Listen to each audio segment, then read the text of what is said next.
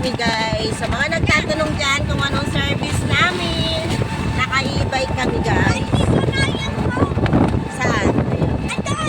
Okay, kumawa ka. Make ready.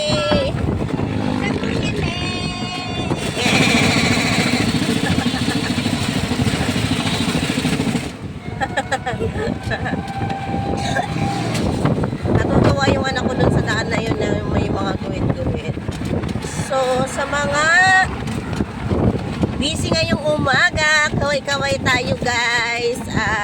Magbibisi-bisihan tayo mga nanay.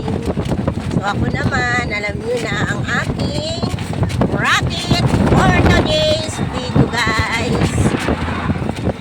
So, dito nga pala kami dumaan na naman ulit sa Pelimwis. Madami yung sasakyan kasi nga umaga. Pero pag patanghali wala masyadong sasakyan. Dahil naka-e-bike tayo, hindi naman kabilisan ng e-bike. So gilid-gilid lang tayo guys. At baka magalit yung kasunod natin. Alam nyo na ang e-bike. Napakaganda lang talaga ng view dito guys. Promise. Maganda dito mag-jogging. Kahit anong gusto nyong gawin, pwede. Dahil maraming puno guys. At hindi lang puno, marami kang matatanaw ng mga company.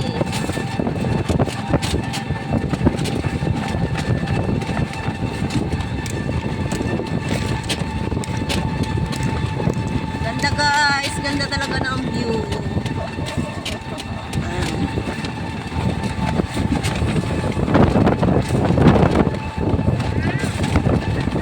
Mahangin, maganda talaga pagka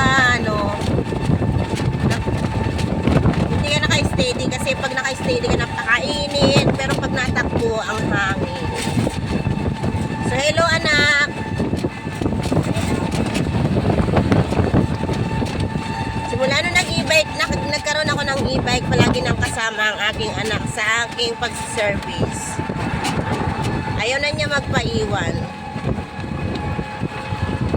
Kasama daw siya.